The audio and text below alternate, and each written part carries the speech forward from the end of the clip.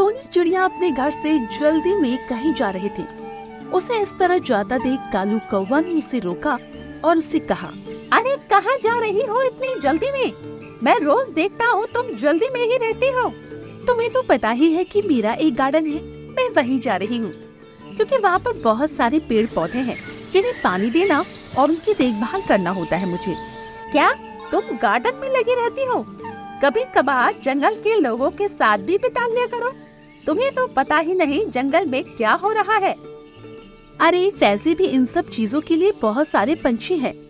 मेरे लिए ये जरूरी नहीं है। मेरे लिए तो मेरा गार्डन ही जरूरी है क्योंकि वो गार्डन मेरे पिताजी की है। ये कहकर टोनी चिड़िया वहाँ से चली गई। इस पर कालू कौवा ने अपने आप से कहा, इसे ज्यादा ही गार्डन का भूत चढ़ा हुआ है। जब देखो तब गार्डन ही जाती रहती है। पता नहीं वहाँ पर अकेले क्या करती होगी।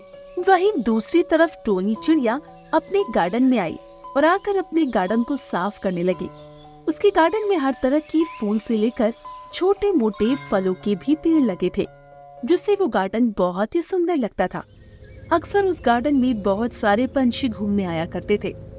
अभी वो साफ सफाई कर ही रही थी कि तभी वहाँ पर बंटी कबूतर आया और उसने टोनी चिड़िया से कहा, आ गई तुम? मैं तुम्हारा ही इंतजार कर रहा था। आज लेट कैसी हो गई? क्या बताऊं, रास्ते में कालू कौवा मिल गया था, इसी वजह से लेट हो गई। वैसे आज आप अकेले आए हैं? लकी कबूतरी नहीं आई आपके साथ? नहीं, वो नहीं आई है क्योंकि वो मायके चली गई है, इसी वजह से। वैसे तुम्हारा गार्डन बहुत ही सुंदर है। अगर तुम्हारा गार्डन जंगल में ना होता तो ये जंगल बहुत ही बेकार लगता। तुम्हारे गार्डन में बहुत सारे फल हैं जो हमें बहुत अच्छे लगते हैं। ये गार्डन मेरे पिताजी की है, उन्होंने ही ये सारे फल उगाए थे और आज मैं इन्हीं की देखभाल करती हूँ। वैसे भी मुझे भी इनका बहुत शौक है। इसके बाद टोनी चिड़िया ने उन सभी पेड़ पौधों में पानी दिया और आराम से आकर झूले पर झूलने लगी, क्योंकि उसने वहाँ पर एक प्यारा सा झूला बना रखा था जिस पर वो काम करने के बाद झूला करती थी।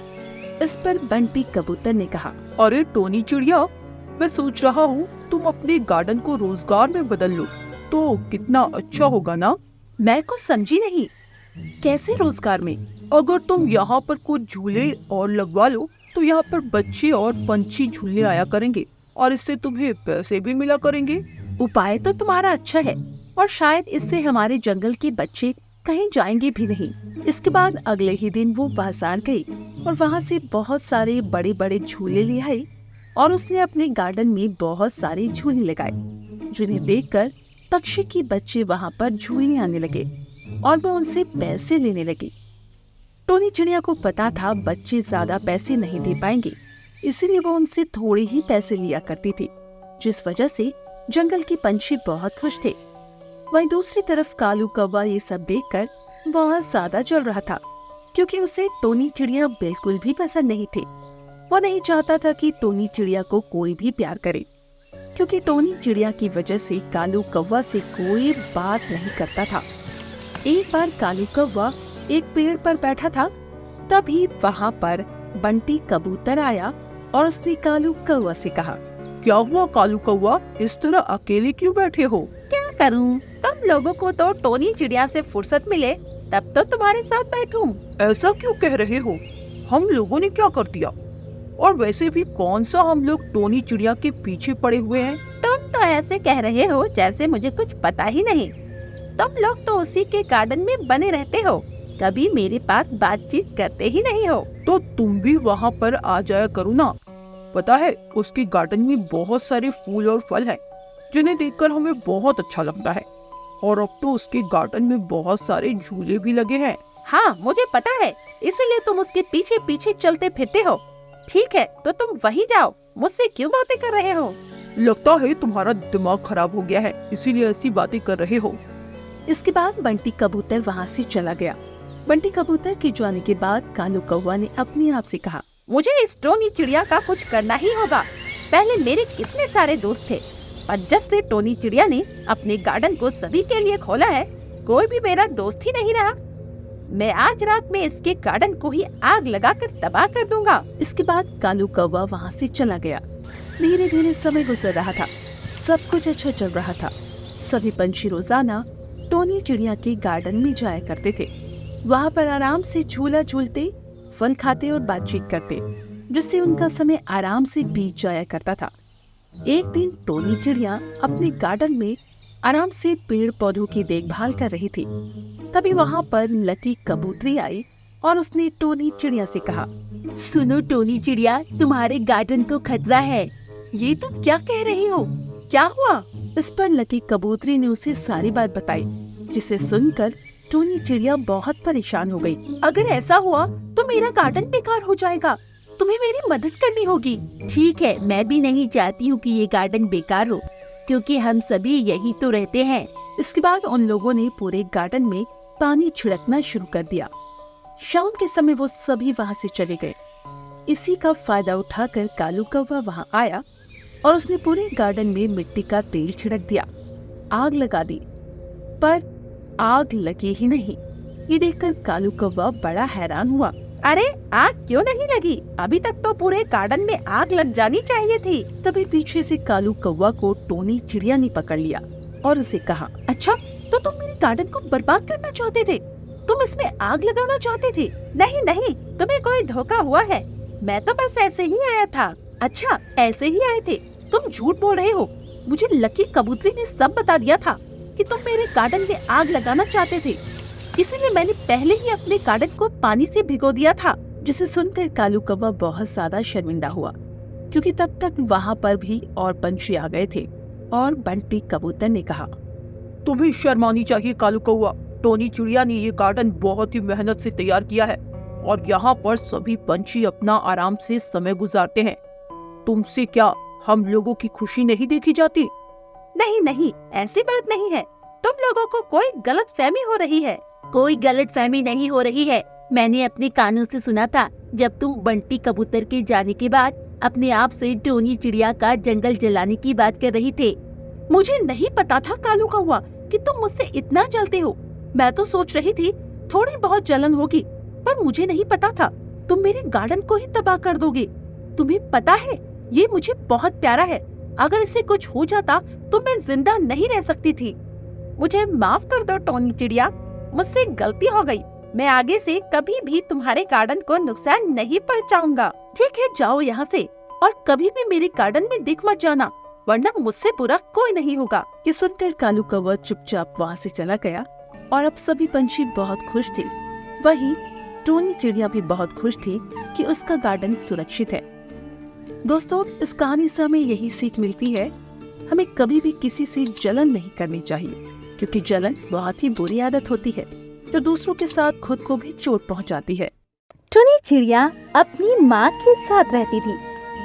टोनी चिड़िया बहुत अच्छी मेहंदी लगाती थी, जिस वजह से उसके घर पर मेहंदी लगवाने वालों की भीड़ लगी रहती थी। एक दिन की बात है, टोनी चिड़िया की माँ बहुत ज्यादा बीमार हो जाती है, जिसके बाद वो उन्हें अस्पताल ले जाती है। पर अस्पताल में पैसों की कमी पड़ जाती है, जिस वजह से वो घर वापस आती है और पैसे ढूंढने लगती है। तभी उसके घर पर गौरी कोयल, लकी कबूतरी और टुनटुन चिड़िया आती है और वो टोनी चिड़िया से कहती है, अरे सुनो टोनी चिड़िया, कुछ दिनों बाद त्योहार आने वाले हैं, तो तुम मेरे हाथ पर सबसे पहली मेहंदी लगाना। नहीं टोनी चिड़िया, तुम मेरे हाथ पर सबसे पहले मेहंदी लगाना, क्योंकि मैंने सुना है जो पहले मेहंदी लगाता है उसकी शादी जल्दी होती है। अरे बहन, तुम इन दोनों के ही पहले लगा देना, मुझे शादी की कुछ भी जल्दी नहीं है। पर मेरे मेहंदी तुम लगाना जरूर, क्योंकि तुम मेहंदी बहुत ही अच्छी लगाती हो। मुझे माफ कर दो, अभी तो मैं अपनी माँ के पास जा रही हूँ, क्योंकि मेरी माँ की तबीयत बहुत खराब है। क्या हो गया तुम्हारी माँ को? पता नहीं क्या हो गया है, मैं तुम लोगों को बाद में मेहंदी लगा दूंगी। ठीक है, तुम जाओ जल्दी से। और ये सुनकर टोनी चिड़िया वहाँ से चली गई। पर अस्पताल जाकर उसे पता लगा कि उसकी माँ की मौत हो गई, जिससे टोनी चिड़िया बहुत दुखी हुई। अब टोनी चिड़िया बिल्कुल अकेली हो गई थी और वो दूसरों के यहाँ पर मजदूरी करके अपना गुजारा करती थी। एक दिन की बात है, टोनी चिड़िया घर पर बैठी हुई थी। तभी वहाँ पर लकी कबूतरी आती है और वो टोनी चिड़िया से कहती है, सुनो टोनी चिड़िया, मेरी शादी तय हो गई है, मैं जाती हूँ, तुम ही मेहंदी लगाओ। वैसे तो वो लोग मेहंदी लगाने वाली भेज रहे हैं, पर मेरे हाथों में तो तुम ही मेहंदी लगाओगी। ये तो बहुत अच्छी बात है, तुम्हारी शादी तय हो गई। वैसे लड़का क्या करता है? वो बहुत ही पैसे वाला है और शादी मेरे घर पर ही होगी, तो तुम सुबह से ही आ जाना, क्योंकि मैं नहीं चाहती हूँ कि तुम रात में आओ, तो रात में मेहंदी ज्यादा अच्छी नहीं लग पाएगी। ठीक है, तुम चिंता मत करो, मैं तुम्हारे घर पर आ जाऊंगी और तुम्हें शादी की बहुत बहुत बधाई। इसके बाद लकी कबूतरी वहाँ से चली जाती है। धीरे धीरे समय गुजर रहा था। लकी कबूतरी के बताए हुए दिन टुनी चिड़िया उसके घर पहुँच जाती है तो देखती है लकी कबूतरी का घर बहुत ही सुंदर सजा हुआ था। लकी कबूतरी का घर देखकर वो बहुत खुश हुई। वहीं लकी कबूतरी ने जब टुनी चिड़िया को देखा तो उससे कहा, अरे तुम आ गई, मैं तुम्हारा ही इंतजार कर रही थी।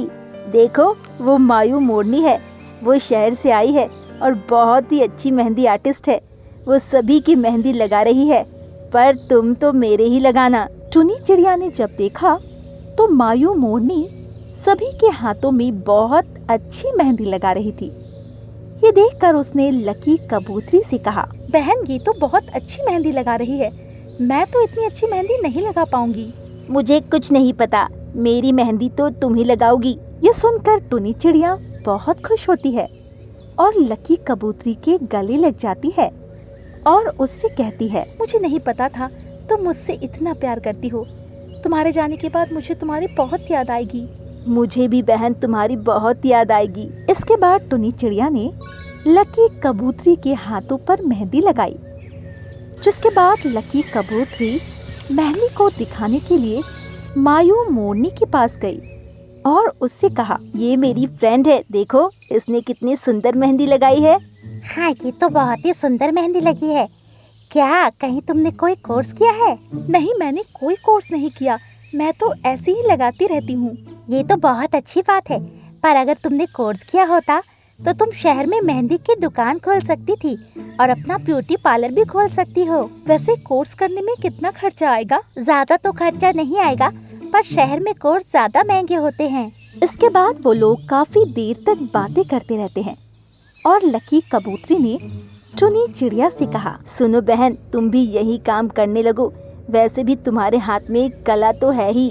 तुम ठीक कह रही हो, मैं पूरी कोशिश करूंगी। इसके बाद लकी कबूतरी की शादी हो जाती है और वो अपने ससुराल चली जाती है। इसके बाद टुनी चिड़िया भी अपने घर लौट आती है, क्योंकि उसकी सबसे अच्छी बेस्ट फ्रेंड चली गई थी। इस वजह से वो थोड़ी दुखी भी थी। समय तेजी से गुजर रहा था, पर उसके पास पैसे ही नहीं थे, जिस वजह से वो कोर्स ही नहीं कर पा रही थी। उसे समझ में नहीं आ रहा था कि आखिर वो क्या करे। अभी वो ये सब सोच ही रही थी कि तभी उसके घर पर बहुत तेज रोशनी होती है और उसकी माँ की आत्मा वहाँ आती है और वो टुनी चिड़िया से कहती है, बेटी तुम परेशान मत हो, तुम बिना कोर्स के भी बहुत अच्छी मेहंदी लगा पाओगी। पर वो कैसे माँ? मैं तुम्हें एक जादुई शक्ति दूंगी, जिसकी मदद से तुम बहुत ही सुंदर मेहंदी लगाने लगोगी। और ये कहकर उसकी माँ ने उसे जादुई शक्ति दी और इसके बाद वो गायब हो गई। अपनी माँ की शक्तियाँ लेने के बाद टुनी चिड़िया शहर चली जाती है और वहाँ पर लोगों को मेहंदी लगाने लगती है। टुनी चिड़िया की मेहंदी देखकर सभी बहुत हैरान होते हैं, क्योंकि वो बहुत ही अच्छी मेहंदी लगाती थी। धीरे धीरे उसने काफी पैसे कमा लिए और अपना खुद का ब्यूटी पार्लर भी खोल लिया। उसका ब्यूटी पार्लर बहुत ही अच्छा चलता था।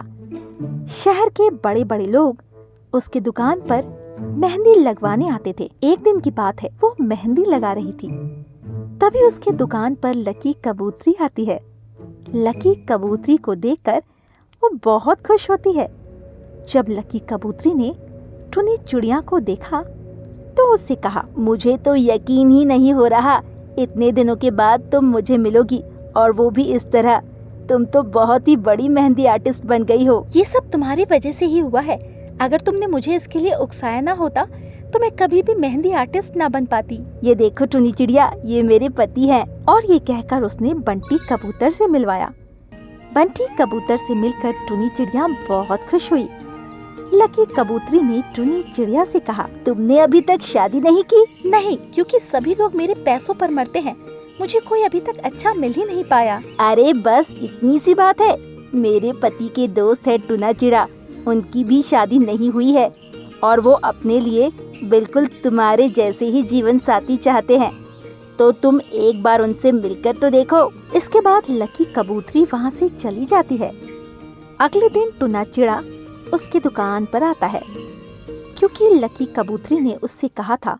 टुना चिड़ा जब टुनी चिड़िया से मिला तो दोनों की बातचीत काफी लंबी चली। इस दौरान वो लोग एक दूसरे को बहुत अच्छे तरीके से जान गए।